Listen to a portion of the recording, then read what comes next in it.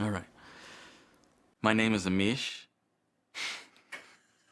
I feel like I don't know how to start it, so I'm going to start it like that because it'll help me get... Just that, it doesn't matter, I can cut it. Yeah. My name is Amish Shah, and I created this film as a result of me being sick for my whole entire life. I had ulcer problems, bloody stool, massive migraines where I couldn't function, high cholesterol. I was pre-diabetic, I had a fatty liver, I had near adrenal failure. I literally didn't know what was going on with me. Growing up, I always knew that I wanted to be an entrepreneur. Little did I know that it would happen in my 20s and I would hit great success at a very young age, making millions of dollars. I didn't know how to handle that much money. I didn't know how to handle my health at the time, being very young. This is my story. My story of how I healed myself by learning the natural law from doctors, scientists, and experts from around the world. The universe is very fine-tuned for mind, life, and biology. We have to follow the law of nature, the natural law. The more we can align with the natural cycles of nature, the more we can come into alignment with our bodies. Because we are 100% made in and made by nature. It's a choice whether or not to engage and to live by those rules. You get there through reconnecting with yourself. There are innumerable laws of nature that govern human health, that govern brain development and learning, that govern success. And the laws of nature are multiple. They're incredibly diverse. The laws of chemistry, and physiology, and biology, and medicine, and brain science. All of those laws have a common source. There's one universal law, fundamental unity, at the basis of the sequential emergence of the diversity that we see all around us and the source of the order displayed across the universe.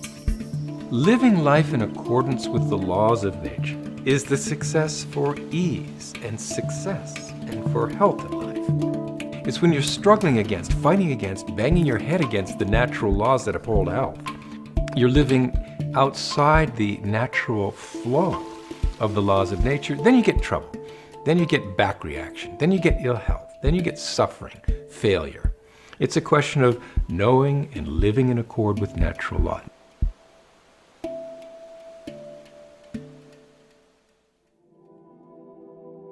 I grew up in New Jersey, in a household that didn't have much money. It was very awkward for me growing up in America as an Indian because I was trying to fit in. I was trying to be like everyone else.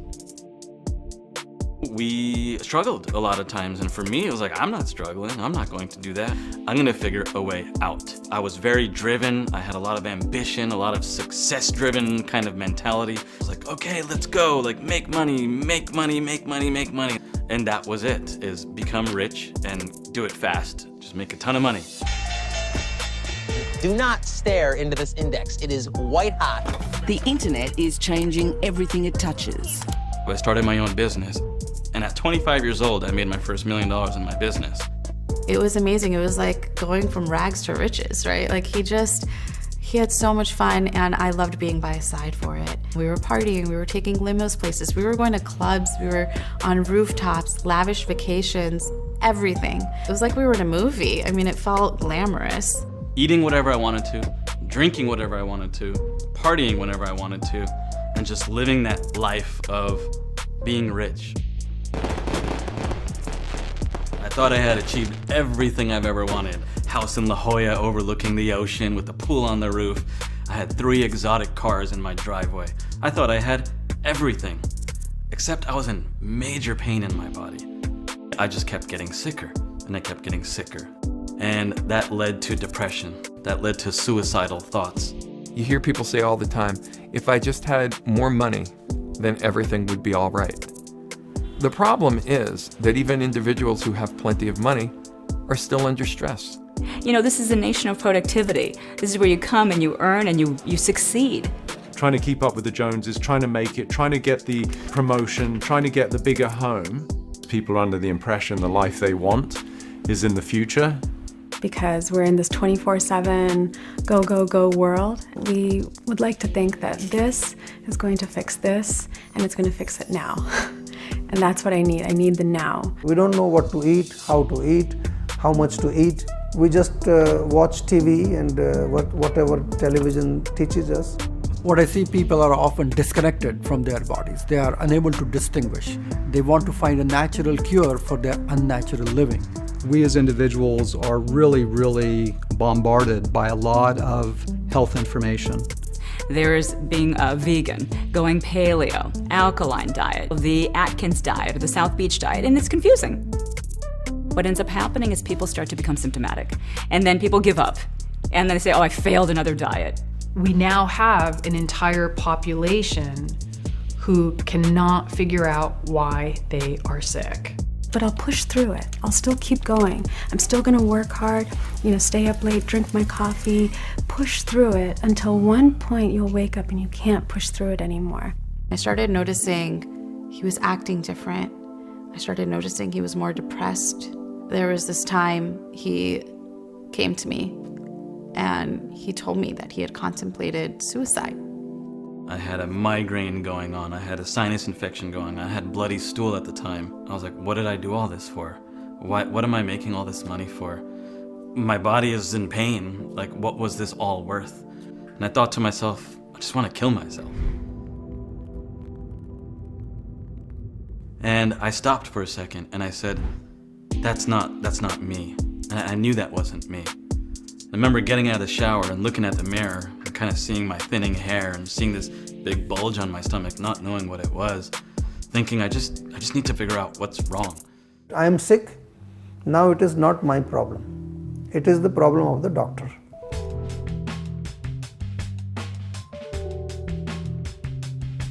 He got MRIs, he got CAT scans, he got blood tests, he got, endoscopy. I mean, there was no end. We were just making all these appointments and really getting no answers. So I was prescribed pharmaceuticals. Proton pump inhibitors, antidepressants. New Allerest time capsules created for people with hay fever who want a good night's rest. Slept like a log, heads clear as a bell. If you just look at the simple definition of health in Western society, it is the absence of disease. That is akin to saying that wealth is the absence of debt. It doesn't make sense. Not having debt is not having debt. It does not mean that you're wealthy. Western medical doctors, myself included, were trained in a system of palliating symptoms with pharmaceuticals that were inhibitors. They were blocking agents. We were very successful in World War II and in the Cold War, and so right after that we developed antibiotics, antihistamines, antihypertensives. We had this mindset of creating things that would conquer disease. We even developed a war against heart disease, a war against cancer. Modern science emerged out of fighting mentality of killing one germs for the other. Cancer, kill. Organism, kill. It doesn't nourish. I was guilty of this. I was really good at treating migraine headaches. I could usually come up with the right combination of medications to get people to where they were pain-free for a few years. I could get rid of their headaches, but then in a year or so they would develop high blood pressure, or they would develop elevated cholesterol. They would start developing other inflammatory cases. I was prescribed surgeries. He ended up getting a nasal septum surgery. We thought that would help, and it didn't help. Western medicine says, we'll fix you when you break down. We'll wait for you to have the heart attack, the stroke, get hit with the truck. We'll fix you. But Western medicine doesn't keep people healthy. A lot of my patients come to me after they have suffered already an illness. They've been treated by allopaths, but they've never been well since. The science of Ayurveda is a very impactful tool for completing their healing process. At that point, Amish needed to feel better. He needed to get out of the depression he was headed into. So we left that huge La Jolla house. We changed our lifestyle. And when we got married, it was like starting fresh and beginning new. I ended up selling companies and getting rid of everything and kind of pushing the reset button. And it was around that time I started getting back into meditation, getting back into exercise, yoga, and some of the philosophy around it as well. And that led me to Ayurveda. We grew up with Ayurveda in my house. My parents incorporated it into many of our meals and concoctions when we were sick, but they didn't understand how it worked. And so I didn't know much about it growing up, but I knew that it was going to fix me. I decided to go all in and go to India and go to the root of where Ayurveda comes from. It was crazy to any family to say, well, sure, go to India for months and figure it out. I needed him to go. I wanted my husband back. I wanted his joy back. I wanted him to lift our children with strength and full of vitality. His pain was not allowing him to do that. So I said, go.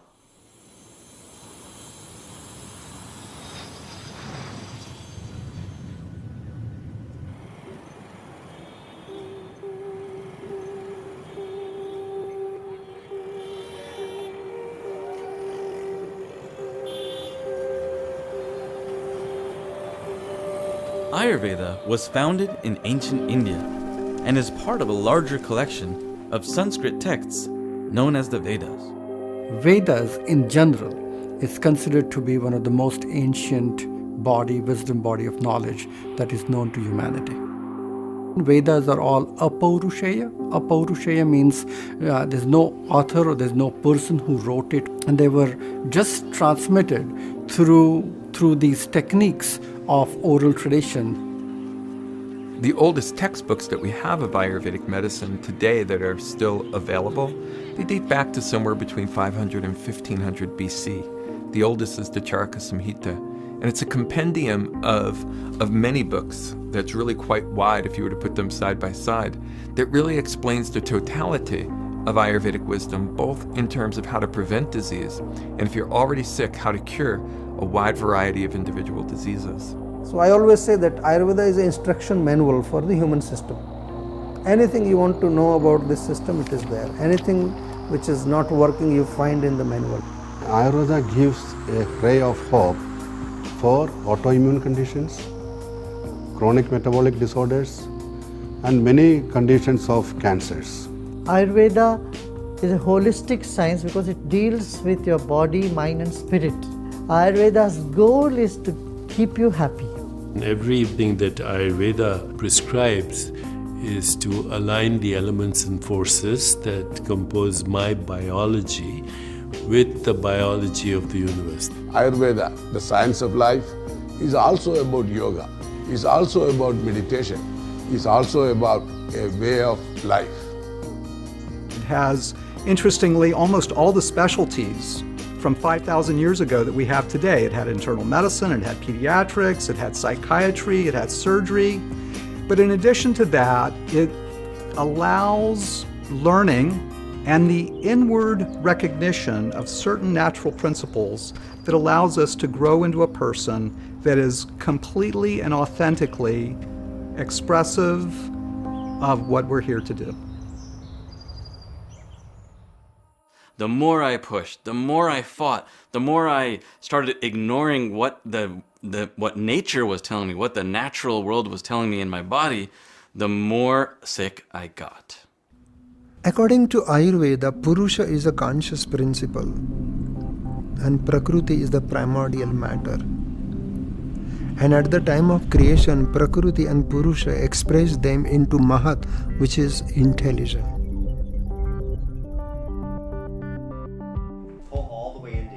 We don't tend to think of the body's inner intelligence, but this is a trillion cell organism that functions on its own without our intervention, without even thinking half the time of what your body needs to do.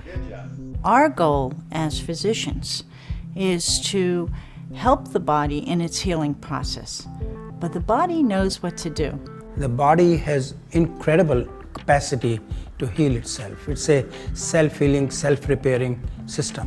There's like a computer program that keeps our body healthy. It's beyond DNA. It's it's more subtle than DNA. It's like a virtual program structured into consciousness.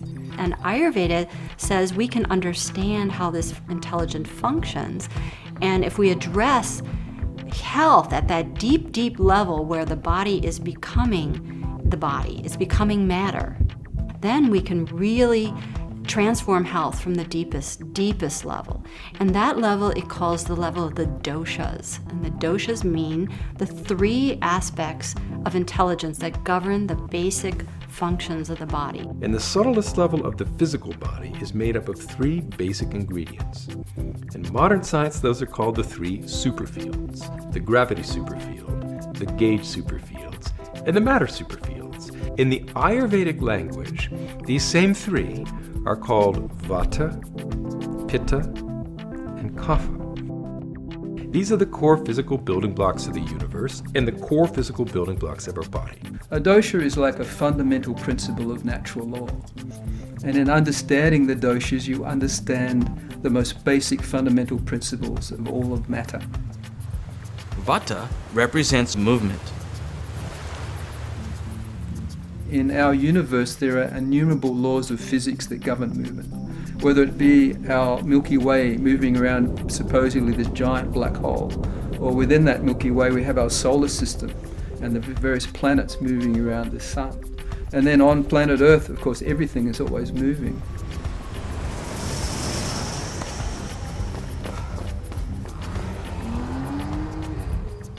We have ants crawling across the floor, we have food moving through our digestive tract. Well, in Ayurveda, it's very simple. It's one blanket term, covers everything. It's called Vata. Anything moving in the body is Vata driven. So that's why Vata is defined as that which moves. The dosha Pitta represents transformation. You know, my professor at biology used to say that life is just a series of complicated enzymatic reactions. It's all about enzymes transforming one thing into another. And that's true, and that's just Pitta.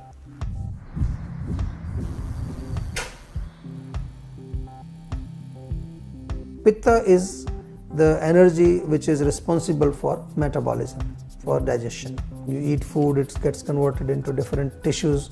So this is all metabolism, even cellular level metabolism happening. So this is Pitta. The dosha Kapha represents structure.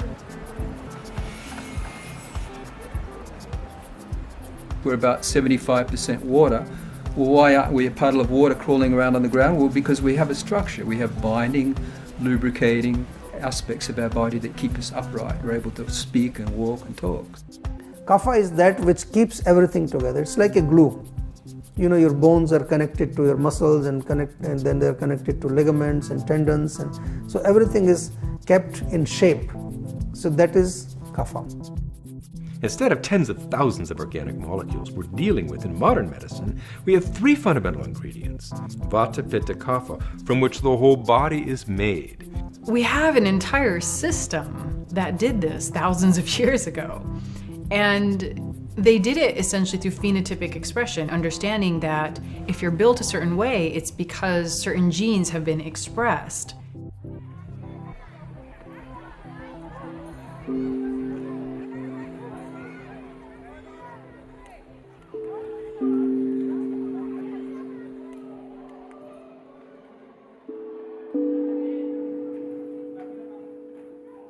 The ancients stated that the doshas are what govern all physical and mental processes and provide every living thing, from plants to humans to animals, with an individual blueprint for health and fulfillment.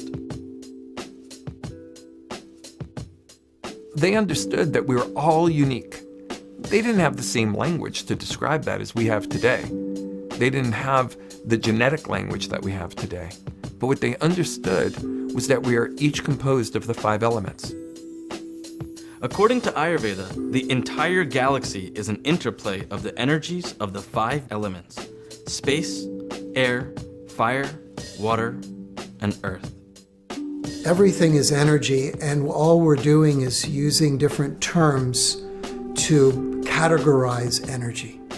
Earth is physical energy, mechanical energy.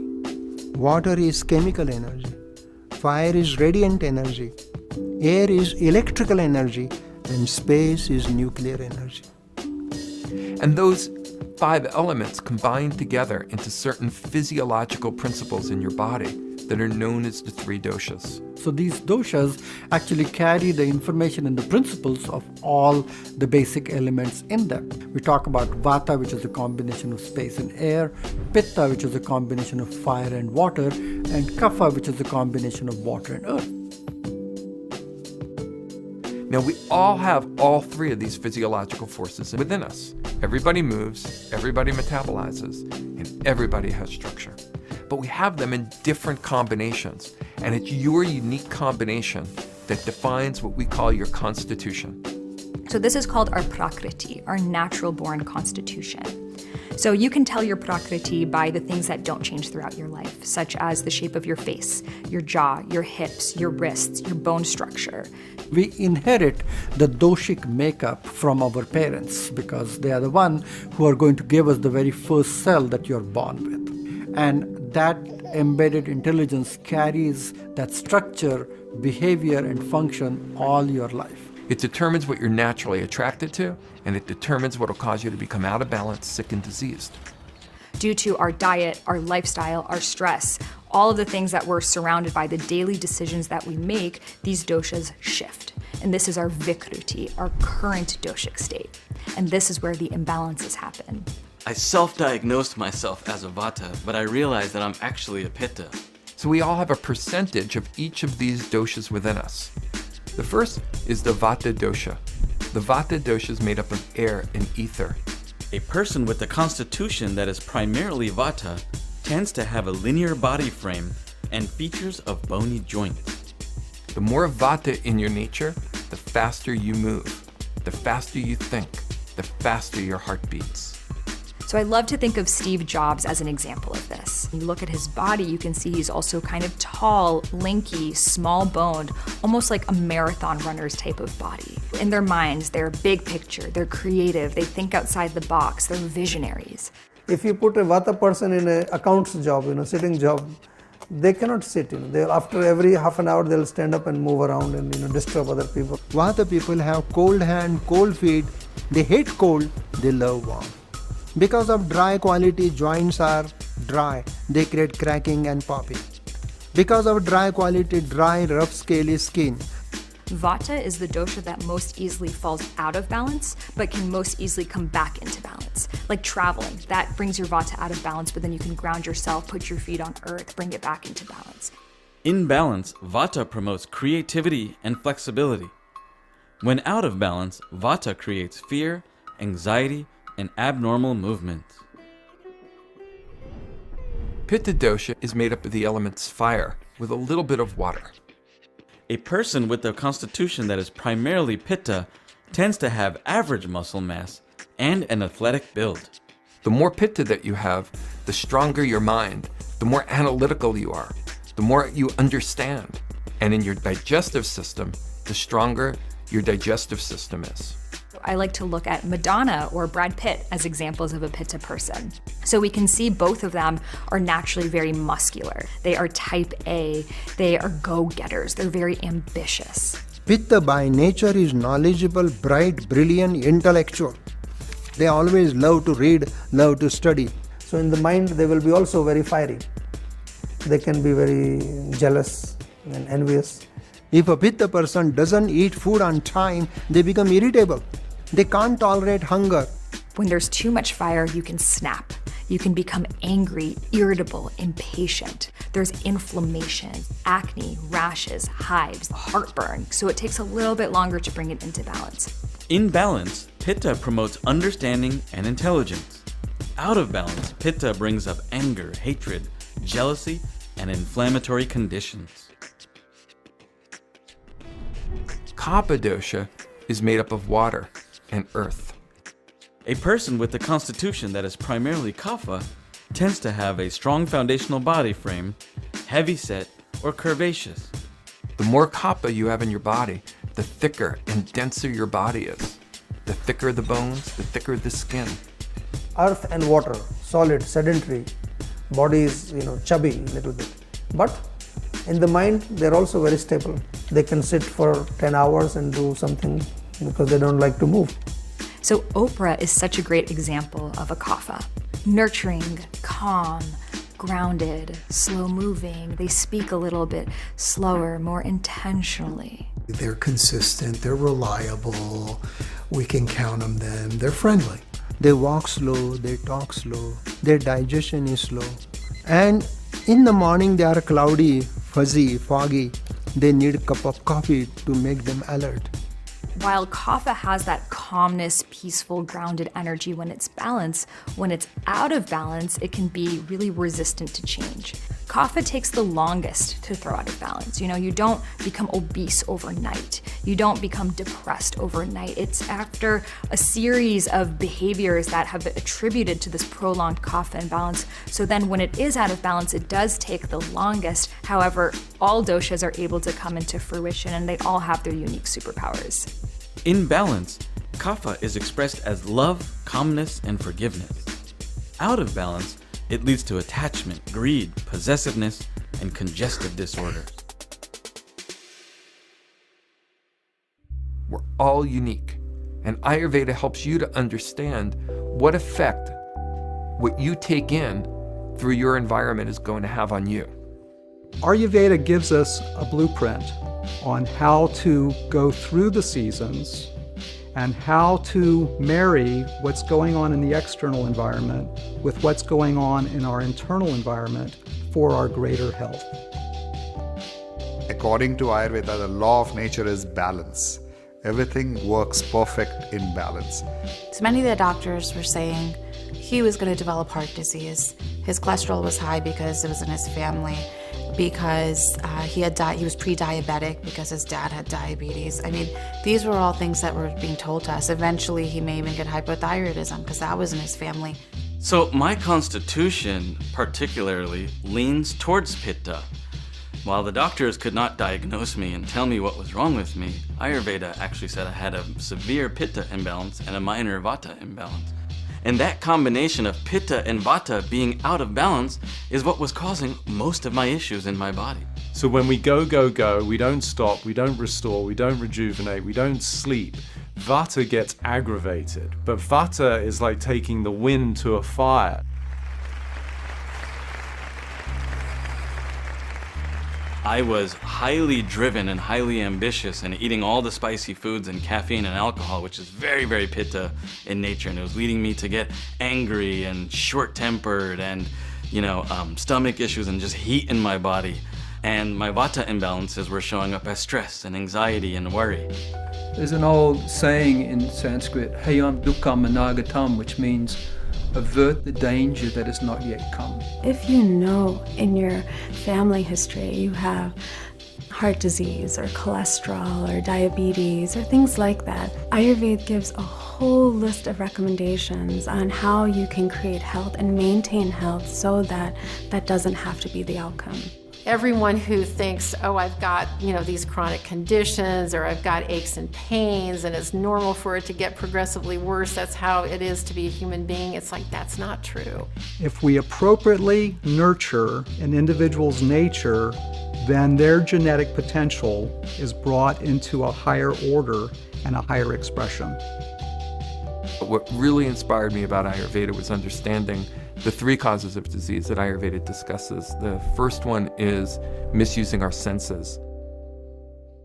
The senses are here to help us enjoy the world. The problem comes in how each person uses those senses. Anytime you are taking in from your environment impressions that are disharmonious, it creates a physiological disturbance in your body, and that creates disease. Whatever you saturate yourself in, Ayurveda says, you pick up those influences. Everything that we experience through the five senses, we ingest. We're talking about what you eat, what you touch, what you smell, what you hear, what you see. So you need to pay attention to every experience that you ingest and how you cultivate a state of your mind and well-being from there. It's not unusual for me to have patients that have a very, very good diet and maybe they do exercise and they do all the right things, but just because of the informational input going into their eyeballs and ears on a daily basis, they have high blood pressure, or they have heart disease, or they have chronic gastrointestinal trouble, or they have breathing problems, or they have skin diseases. Examples would be the 11 o'clock news over and over again, the way in which people communicate with us. I think you have to think of your body as your temple. And many of my patients, if they can't relate to that, I say, why don't you think of your body as your really expensive car? And what kind of fuel do you put into your car? When we started incorporating eating according to our dosha, it helped heal us, not only physically, but also emotionally. The foods that I used to eat were very high in pitta. And I would eat like tomatoes, a lot of tomato sauce, alcohol, coffee, just heat-producing pitta types of foods. Once I started taking these foods out and replacing them with pitta-pacifying foods such as leafy greens and bitter foods, my emotional state calmed down. My stress levels dropped. I was able to concentrate. I wasn't as hangry all the time. So in Ayurveda, food is viewed in a very unique way. It's not simply what you eat, it's what the nature of the food is. We understand that some people need more calories than others. Some people may benefit from more fat, others from more carbohydrate, others from more protein. Depending upon your unique genetics, you have unique nutritional needs. If you take pure whole food, they have a lot of vitality, a lot of intelligence. And what you're actually imbibing from food is not so much chemicals as the intelligence. And that intelligence is coded in these particular three qualities of Vata, Pitta, and Kapha: movement, transformation, and structure. So everything we eat gets broken down and sends a signal to our DNA and tells our body to make certain types of proteins. If you are eating foods which are heavy, cold, soft, smooth, and sticky, you will become heavy, cold, soft, smooth, and sticky. There's 10 major sets of qualities, such as heavy, light, sharp, dull, and like increases like and opposites balance. And so, for example, if it's really hot outside, then you have something that's cooling. So looking at the gunas can also be a really powerful way of you eating the exact qualities of foods that will bring your dosha back into balance. You know, chili pepper, it's hot. Person has weak, sluggish digestion, they feel cold inside. Great, give them peppers, that's what they need. If a person has heartburn and acidity, you don't want them to have chili peppers, that's the worst thing they could possibly have. Whether you look at tomatoes, whether you look at milk or almonds or popcorn, whatever it is, the ecological balance create the action and the qualities of that matter. What we have been doing, what I call it as a designer food, is we are disrupting the matter by separating the qualities from the matter. Many of these designer food where artificial flavorings, color, preservatives, additives, they make the food very complicated. The body doesn't identify that. Just 2 drops are the same as 1 teaspoon of sugar, but without the calories. Sweet is as sweet tasting as sugar. Protein even more effective than nature made it, so it has growth-building nourishment it didn't have before. The same happens with the GMO foods. We're actually tinkering and tampering with the innate genetic structure of the food itself, where it becomes a misguided molecule in the system, where the body is unable to recognize that food in its wholeness. Fresh food, freshly prepared, organic, without chemicals, that's the best food for our body. That's how our body evolved. Over all of these millions and millions of years, it evolved with fresh foods right from nature. There are 2 fundamental aspects to our food. There's the prana in the food, which is our life energy. Certain foods are very, very high in life energy. When you eat fruits and vegetables, you get a lot of life energy, and it gives you the inspiration to keep on going throughout your day. You feel better, you feel lighter, you feel more enthusiastic and more energetic. So something that is rich in prana is something that was recently alive. The prana decreases exponentially from when it's been harvested. Food that's dead and left over and stale and recooked and processed, there's no life force left in it, so it makes the mind dull. Things like microwaves zap any remaining prana in food completely. So you can imagine that if you're having frozen food that you're reheating in a microwave, You're going to eat and you're going to satisfy that urge of hunger in your body, but you're going to feel tired and you're going to feel exhausted. The other aspect of food is its capacity to build ojas.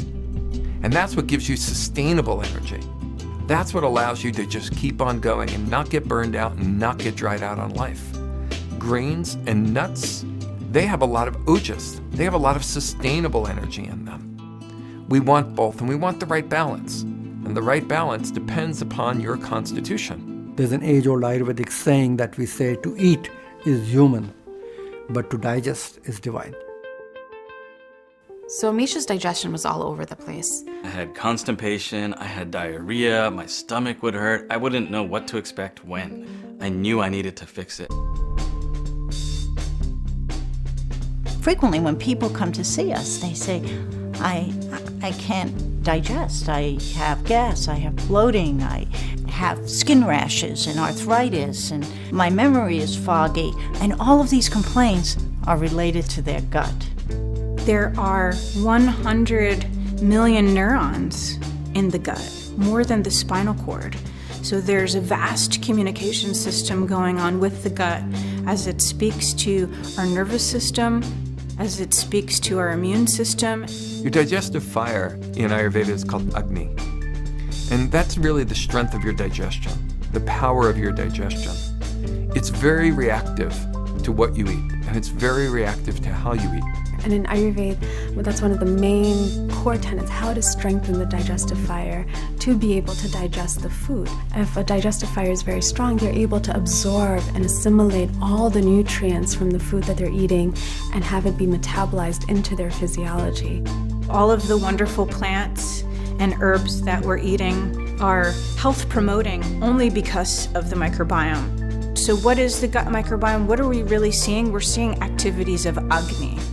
So they are digesting, they're metabolizing, and they're making more bioavailable. And the first substance that you get from digestion is the plasma of the blood, the fluid part of the blood that carries all the nutrients. It's called rasa in Ayurveda. It's the first tissue, and it's the basis of all the other tissues. And healthy life means healthy tissue. So literally, the nutrients that you have flowing in your blood, that becomes your tissues. So one of the myths that we hear of in Western culture is eat every 3 hours to keep your metabolism going. Ayurveda, they say if you're always eating, you're not digesting. And when that physical hunger isn't there, we haven't created the digestive environment to break it down. So if you're eating on the run, if you're not chewing your food properly, if you're overeating when you're not hungry, if you're not eating enough when you have a lot of fire, then you get all of these different imbalances. If you have indigestion, if you have too much gas, constipation, loose stools, cramping, bloating, these are the common signs of poor digestion.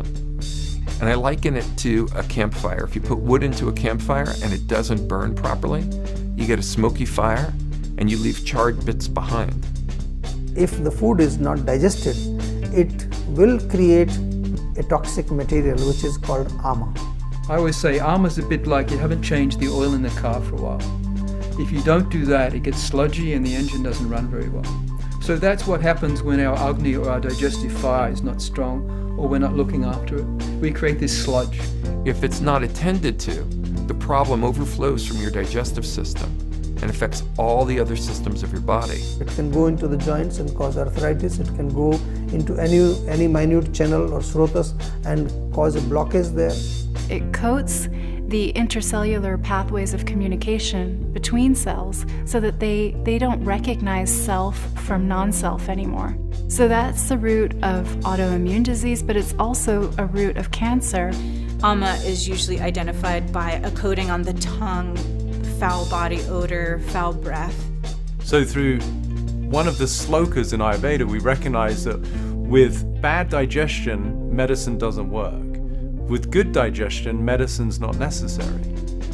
If you want to optimize your digestion, there are two things that you have to pay attention to. The first is how you eat your food, and the second is what you eat. Eating lunch as your biggest meal of the day, when the sun is at its peak and the heat is at the highest point during the day, your body makes the most digestive enzymes and hydrochloric acid, and you can break down food really well at that noon hour. One of the most common Western practices that unbelievably depletes digestive fire is the habitual drinking of ice-cold water. We want our food to break down in our stomach, so we want our acids and enzymes to work, so we want warm water with our meal, not cold, ice-cold drinks will suppress that digestion. Eating is making that offering to yourself. It's doing something great for yourself. You're nourishing your body. So be completely present while you're doing that, because that's how you're going to be able to continue, and that's your nourishment. When you eat your food in a respectful manner, you love that food, and that food is going to love you back. When it loves you back, you're going to be healthy. You're not going to have indigestion. We started to incorporate healthy things like psyllium husk or eating more fiber in the diet, which helped him somewhat, but it wasn't until we started using Ayurvedic herbs such as triphala to help him get a more regular routine and thus feel better with his digestion.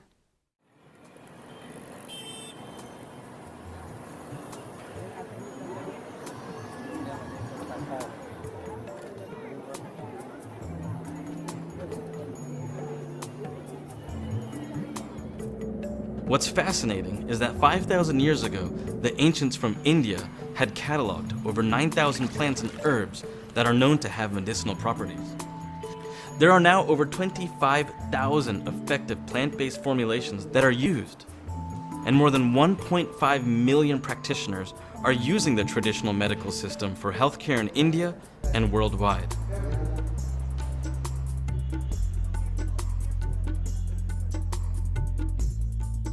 I have been incorporating it in my life, and Ayurveda has truly changed my life.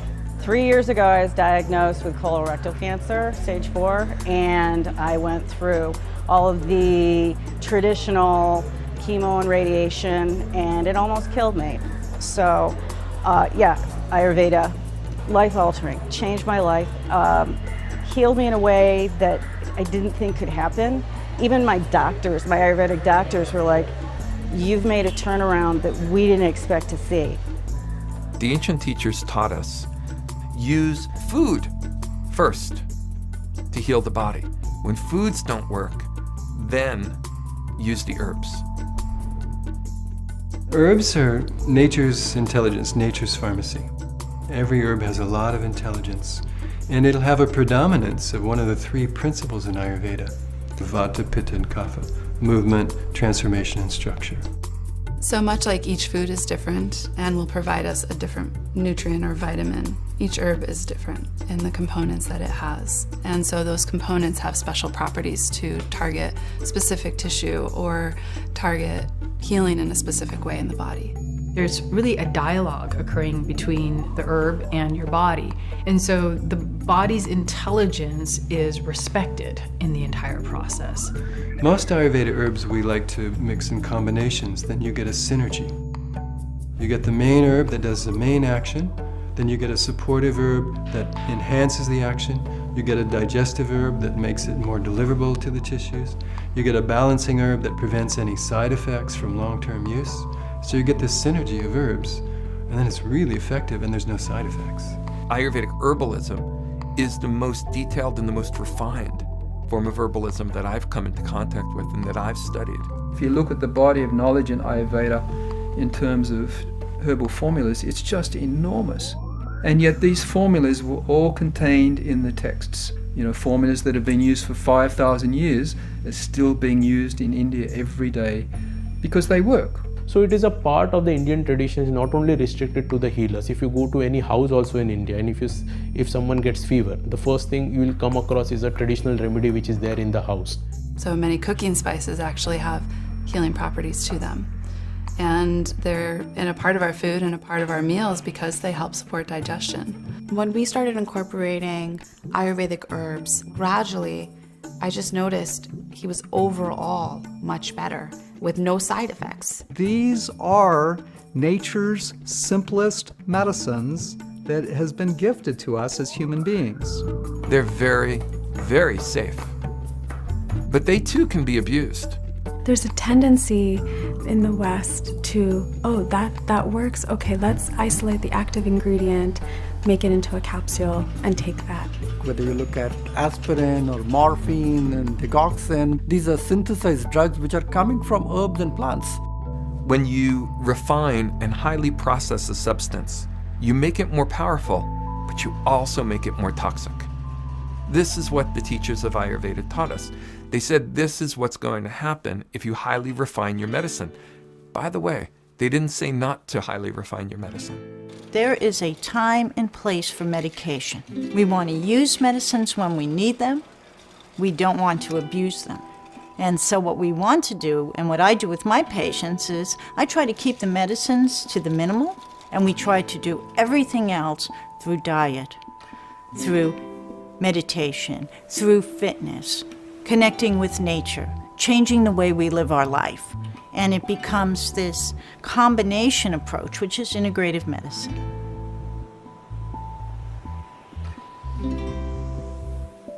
Ayurveda teaches that the second cause of disease is a failure of the intellect, that it is a crime against your own internal knowledge, your own innate wisdom. In other words, when you know what to do but you don't do it. Moshe used to say, how can something infinite be caught up in something so finite? He said it's not possible, but that is the nature of ignorance. Intelligence everyone has, and the function of intellect is to discriminate what is good for me, what is not good for me. But we don't use it, we put it aside, and we just let our mind and senses do what they want to do. It's this internal confusion that occurs that draws us to indulge in those things that generally tend to give us pleasure. Chaotic situation happen when there is no interconnection between mind, body and consciousness.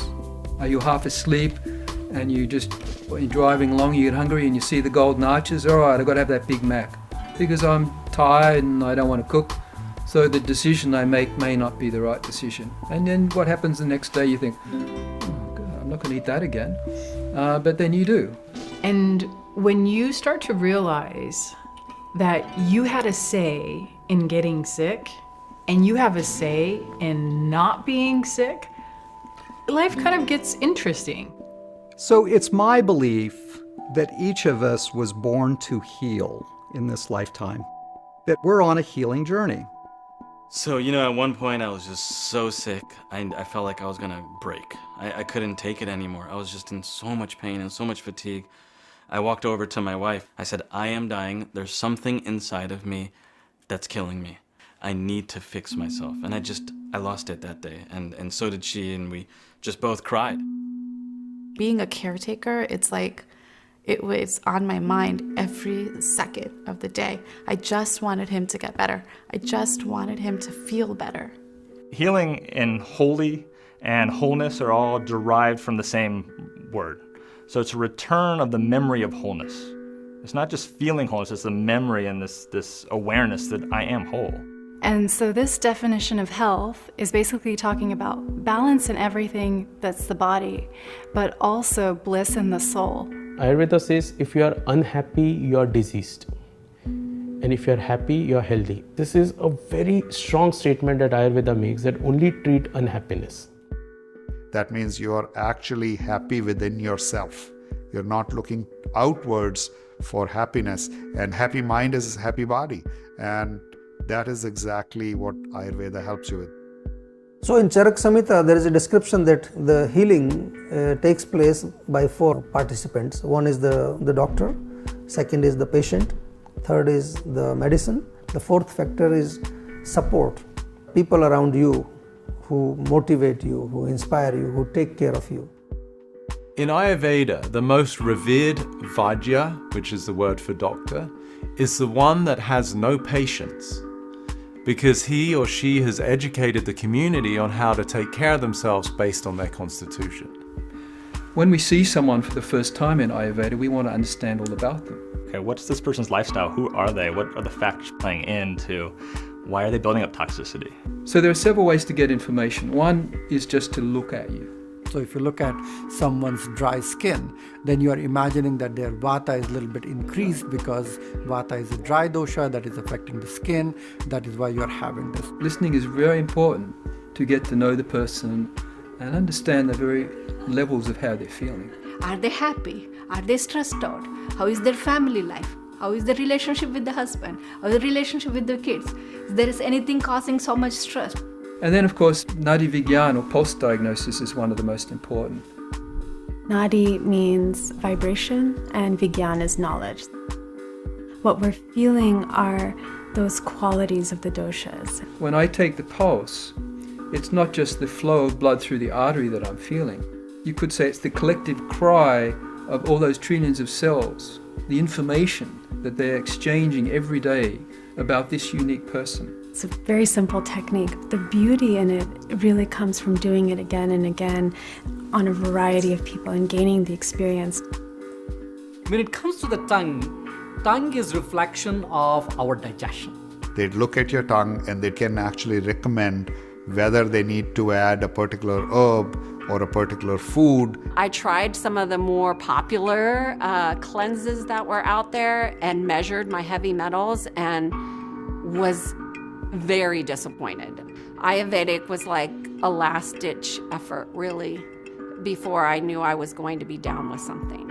I'm a pretty firm believer in Christ, so that's my basis, and I know that some of the Ayurvedic stuff goes different than my beliefs, but I didn't fight it because I had to give it an honest chance to see if this really worked. I lost everything because I lost my health. I was unable to function in the way I used to be able to function. And all the doctors who were, wonderful, but they wanted to figure it out from a medical perspective, from a testing perspective, and they couldn't figure out what was wrong with me.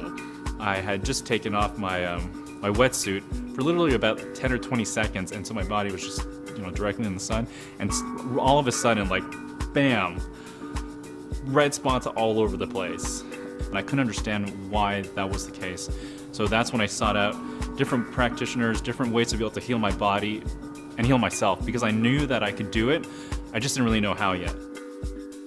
The body is actually giving us signals right from the first stage of disease manifestation, which is called accumulation of a dosha. There's some kind of pathological influence that comes from the outside, hits the body, and if the body is in a weakened state, then things begin to accumulate. For example, if pitta is accumulating in the stomach, you will feel some little bit burning there. Take something cooling, you take some cucumbers, watermelon, drink some water. Stop the heating things, stop the things which create burning, simple. But if you don't do this, it will go into the next stage, which is the aggravation. And now the symptoms are still in the location of the dosha, but more strong. Still we don't use intelligence, we continue with our chilies, with our alcohol and coffee. Then it starts to move, spreading. This is the third stage of disease. We still take it very easy because I don't see any disease yet. Then the disease goes into the fourth stage, which is called relocation. Wherever there is a weak immunity, it will relocate there. You would probably start to go to a doctor. They might do a whole lot of tests and say, well, we can't conclusively find anything wrong with you, but take some antibiotics anyway, or something like that. Most of us will go to a doctor in the fifth stage when the disease has manifested, when you can name it, oh, I have psoriasis, I have ulcers in the mouth, or I have a cold or something. They might just apply something or take some tablet and not stop the pitta type of thing. So that's when the disease goes in the sixth stage, which is the chronic stage. The beauty of Ayurveda is that even in that chronic stage, we are able to help so many people. And so Ayurveda is about pushing that reset button, waking that person up, giving them certain information about themselves, about the choices that they need to make in terms of their food and their lifestyle, and then applying that. I've just been seeing Dr. Anu since January, and I've had a complete shift in what I'm experiencing as symptoms.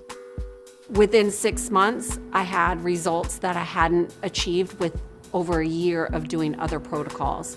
Just doing what she told me to do, my diet, my teas, my blood pressure dropped 10 points in 3 weeks. I was wanting to see, is this thing really going to work? And it did. I have people who have seen them about 10 years ago or 15 years ago, and they tell me the same thing. I still have that little paper that you wrote for me. I have hung it to my refrigerator. Every time I fall off the wagon, I have to go back and start doing those 4 or 5 things you told me, and I start feeling better immediately. And Ayurveda is all about taking into your hands things which are at your discretion. You work with a practitioner, you understand the dynamics, and you use something which is accessible to you. And then the person's empowered. They're empowered to not be dependent on another person, another physician, another practitioner in order to feel good. I always say, there are no bright doctors, there are only brilliant patients.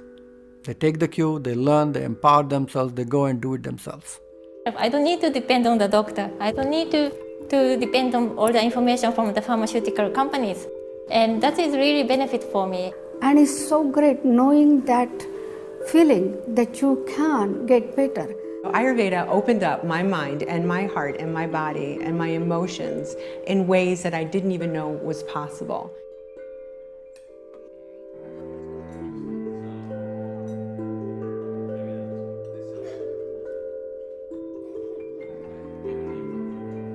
We can't change the external world, but we have 100% control over what's going on inside of us. You know, we have thousands of thoughts per day. Thousands. Now, if those thoughts are negative thoughts, I should have done that. I have to get that done.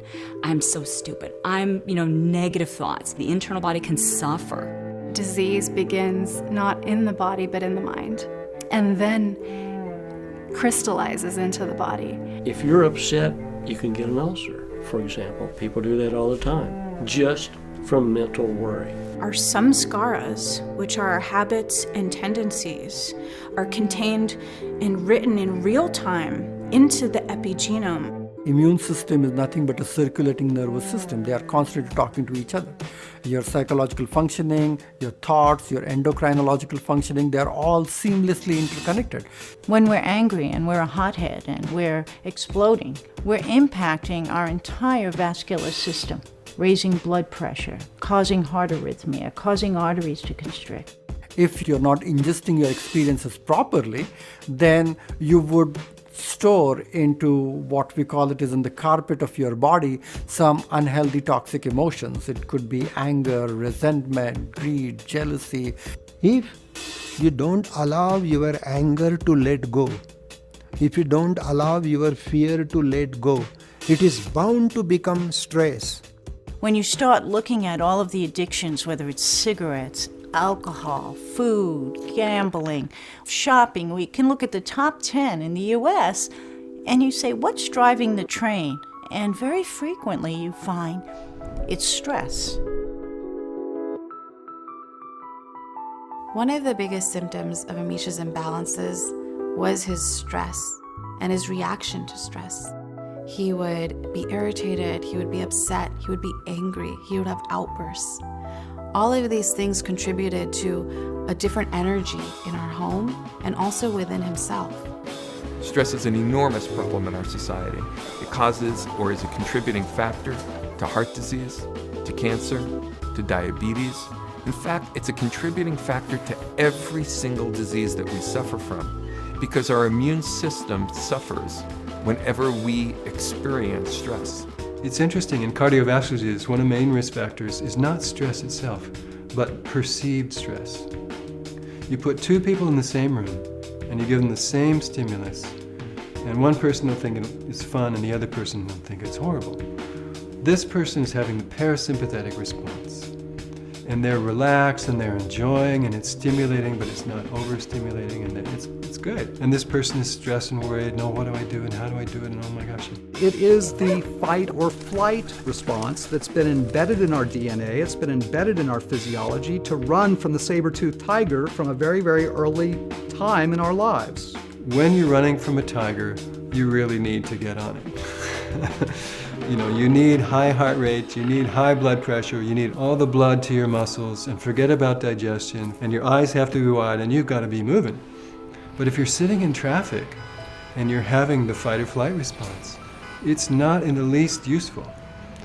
But it's giving you high blood pressure, cortisol's coursing through the blood, mobilizes all the blood sugar, so you get all the sugar in the blood, but you're not moving, so what do you do with it? So that leads to insulin resistance and then diabetes. There's 16 times as much acid produced in the body, and if the body doesn't eliminate 16 times as much acid, then the body will begin to leach bone to buffer itself. We call that osteopenia, osteoporosis. And then if it still persists, those acids will literally burn the tissues. Stress is really a mismatch between our perceived ability to cope and what's really handed to us on our plate. Yoga and Ayurveda teach that it's important to learn how to discern between what is truly a problem in our environment and what is imagined within your own mind. So to combat stress, you need greater flexibility, a broader awareness, a more expanded vision. Have you looked at the flowers today? Have you looked at the sun today? Have you, breathed in that fresh air today? Are we connected, or are we just kind of in this other world where we are disconnected? If you slow down, if you pause, if you gently ask yourself questions and make the right choices, that's the right way to do it. I was so used to being this highly driven, ambitious person. How do I actually calm down and slow down? And that's a very hard thing to do, actually.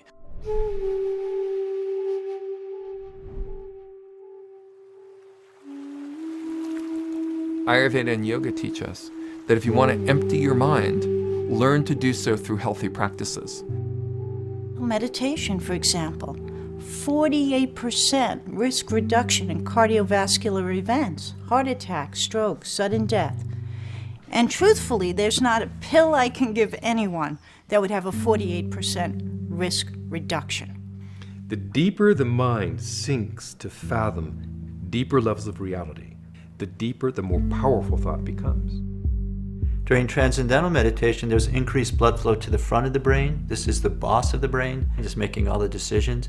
But the core of the brain stem, there's decreased blood flow. This is a primitive part of the brain. This is a part of the brain that's responsible for fight or flight, for anxiety, for strong, passionate response. So what we're seeing is there's rest for the mind. The mind is just quiet, awake. It's not engaged in thinking and processing and evaluating. It's just wakeful. The body is more quiet, breath rate is slower, but you're more alert. And experiencing that silent level is the most healthy, health-giving experience for the body as well as the mind. And we are happy when mind is calm and relaxed. Learn to meditate, and you will see inner peace in yourself.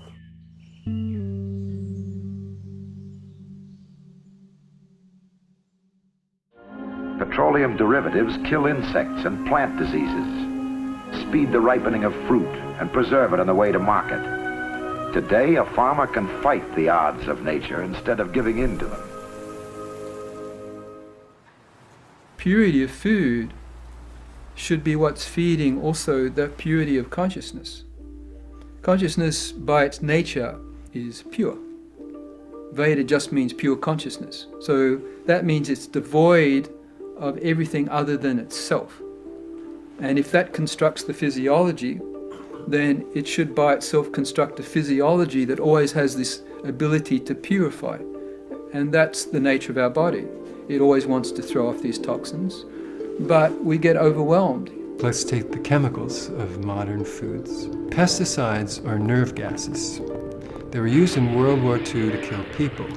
And after the war, we didn't know what to do with them, so we started turning them on the plants to kill the bugs. Same stuff. I mean, it's deadly chemicals, deadly poisons. The weight of pre-war insecticides was overcome by research and an era of new agricultural chemicals.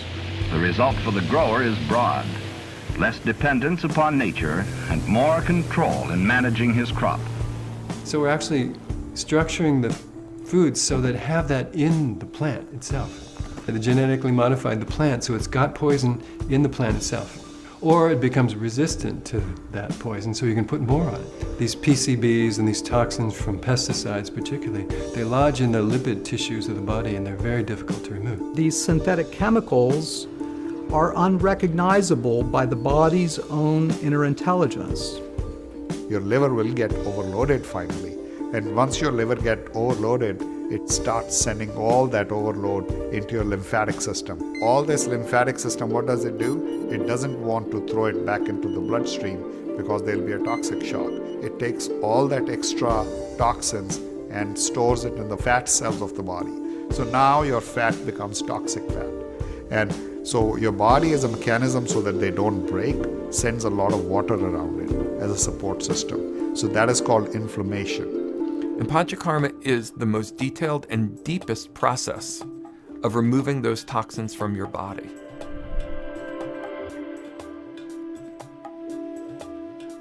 We had never really heard of Panchakarma before. I didn't know what to expect. I just was like, whoa, this is a little weird. They're going to massage me with all these oils and other modalities that I wasn't used to. So Pancha means 5, Karma means actions or therapies. Panchakarma is not like a spa therapy or pampering of the body. It is a powerful way of detoxification of the system. You go through a series of different healing and rejuvenation practices specifically for your doshic imbalances. You don't find such a sophisticated, scientific approach of detoxification, which is done very systematically. At just a 5-day treatment of Panchakarma, they found that the level of toxins in the fat cells dropped by 50%. So I went through Panchakarma thinking, okay, if we can just get a little bit of pain improvement, I'll be thrilled. And it ended up eliminating my pain completely, and I have been able to move forward. Panchakarma really needs to be practiced in a residential center where your food is managed, you're tended to while you're there, you're nurtured, you're nourished, you're loved through every part of that process. And you need that nurturing and that love and that guidance through that process because it is such a deep cleanse. The whole concept of Panchakarma is to enable your body to go into a digestive state where it can digest the toxins. It involves 3 parts. The first part is to soften the toxins and loosen them up that are inside your body. We make people drink some ghee or some oil, and external application and internal oilation also. Oils are infused with natural herbal supplements. These carrier oils help those herbs to actually get inside your skin. Each herb will be added as per the body's constitution. And dislodge the toxins from the cellular level. So the blockage which is sitting there for years, that is opened, and these impurities, they start to move. The second part is to eliminate them from your body. That process leaves your body a little weakened. And that's why the third part is to rebuild the internal strength of your body. So Panchakarma can be used for regular cleaning, maybe once in a year at least, or once in 6 months will be much better. And second, the Panchakarma is also used for treating the diseases. There are a lot of cases where Panchakarma is not meant to be done. Like if you are really very weak, Panchakarma is not to be done.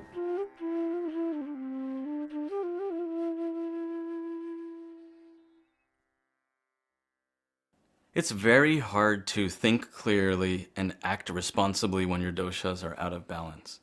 Your mind doesn't function properly, your relationships may not function properly, your business or your career may not function properly. And so for me, Ayurveda has been a great tool along with meditation and yoga to help me understand who I am.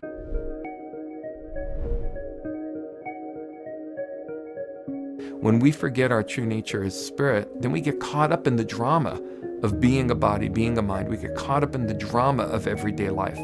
When you remember your true nature as spirit, you realize that all of those dramas are just a transient illusion. They're going to keep on coming and they're going to keep on going. To be alive is to be engaged in the world of drama. But to get attached to it causes us suffering. The first step towards illness is taking life or taking yourself too seriously. And so we need to really reevaluate, who am I? In Ayurveda, we teach people the real truth that I am not this body, I am soul. And as a soul, I never die. So if somebody comes to this realization that I will never die, I will never be old, I will never be sick, this is a good news. And I think the strength of Ayurveda is all about mindful way of living. It's an enlightened way of living. It's the spiritual connection which blends the polarities of mind and body. So you have to find a spiritual creative solution for the diversities of the mind and body. What is this experience going to do to nurture me and nurture the universe into greater harmony is the deeper question. We can still do work in this world in order to make the world a better place. But it'll never be perfect because the real journey is not trying to perfect the world outside of us, it's to perfect the world inside of us. Ayurveda teaches us that we are not separate. We are one interconnected organism. Every living entity is an inseparable part of the universe itself. As is the individual breath, so is the cosmic breath. As is the individual spirit, so is the cosmic spirit. As is the individual intellect, so is the cosmic intellect. So your consciousness is like a drop in the vast ocean of consciousness. And your ultimate goal should be to align all the elements and forces that make up your mind-body with the elements and forces that make up the mind-body of the universe. We all affect each other. Everyone affects everyone else. Your consciousness, your awareness affects me. My consciousness, my awareness influences and affects you. My consciousness is a consciousness of the whole world. In my consciousness, there is a history of whole humanity. Just like all the cells make up you, all of us on this planet and all life on this planet are part of something else that is a collective organism. Yes, we have our surface differences, but at our core, at the level of our own awareness, what we are, the inner subjectivity within, that is you, the real you, and me, that is one ocean of consciousness. When we come to understand that we're all part of something greater, that we all rise together and we all fall together, when we start to realize this, that's truly preventative medicine. People who are going to yoga studios, people who are learning meditation, people who are health conscious, who are shopping organic foods, who are believing in sustainable living and outdoor living and green way of thinking and living, I think this is where medicine is going. I see a very good opportunity for scientists to get out of this monolithic approach of my science, your science. There is no my science and your science. There's only one science. So I think we have to change the approach and we have to integrate now. Let's face it, if someone has a heart attack, a stroke, gets hit with a truck, that's not the time to be talking about whether you need panchakarma or if you're a pitta or a kapha. It's the time for a trauma center and an emergency room. So it's not about saying that one modality is better than another. Integrative medicine and integrative health is about including all health and medical modalities and just using the one that makes the most sense. I just want to see this information out to the mainstream doctors, because if they had had this information, I think I wouldn't have, my treatment, my original treatment would have been different. I may not have had to have had as much pain and as much surgeries and as many drugs. It could have looked different. So my primary goal is to bring Ayurveda into mainstream of practice. How that can happen? Education. I think we can provide a wonderful medical system to the whole world. For my whole life, I had no idea what was wrong with me. For 10 of those years, it was excruciating pain. And it wasn't until I took a genetic test, which is actually a modern medical system, that showed me I have celiac disease. I remember thinking, whoa, I mean, here were all these tests we had done, all the Ayurveda that helped us make him feel better, and now we had an actual diagnosis. Celiac is a severe reaction to gluten, and once I found out I had celiac disease, I knew that I can use Ayurveda to heal whatever damage that celiac has done to my body. We're at a time where some very ancient knowledge is starting to meet extremely exciting modern technology. And this is a time of dialogue. This is a time of revolution. It's a time of evolution. It's a time of questioning. It's a time of new answers. It's a time where things are coming together that we have never seen come together in recorded history. Imagine surfing your way through life to a greater fulfillment, a greater inner joy, a greater expression of who you are. We're here to remove the obstacles that stand in our way between where we are now and fully expressing ourselves, physically, emotionally, and spiritually. And our truest form is bliss. We are bliss in human form. So when you're in alignment with your dharma, when you're balancing your doshas, you become the embodiment of bliss. Yesterday, I woke up and I was just doing something and I was like, oh my gosh, my life is so amazing. And there wasn't anything that was happening. It's just the moments that you just feel so grateful for being present. It was about 60 days or so after I quit eating gluten and was taking some herbs and clearing out my gut. And I remember I was out with the family and I was just laughing the whole time and I had a big smile on my face and I was like literally smiling ear to ear. And I was like holding the kids' hands and my wife's hands and I was like just happy. I had my husband back. I had the man I loved and knew 23 years ago. This funny, happy, joyous man. And here we were together in this life we created. It was a dream come true. This life is a gift, and it's a gift that we need to use with purpose. And we are stewards of the planet and of our community and of each other. When we learn to love ourselves, when we begin from a place of self-acceptance, that's the first step of changing, because from there we can move forward one step at a time. It's about getting in touch with the intuitive knowledge that we all have within ourselves. Get connected with community. Get connected with people that inspire you. Every day, a simple choice, they all start to add up. And the impact is going to be huge. It's going to be global. Society is awakening. And as we become more and more familiar with the holistic source of all the laws of nature governing the universe, then automatically we think, speak, flow in a direction aligned with natural law.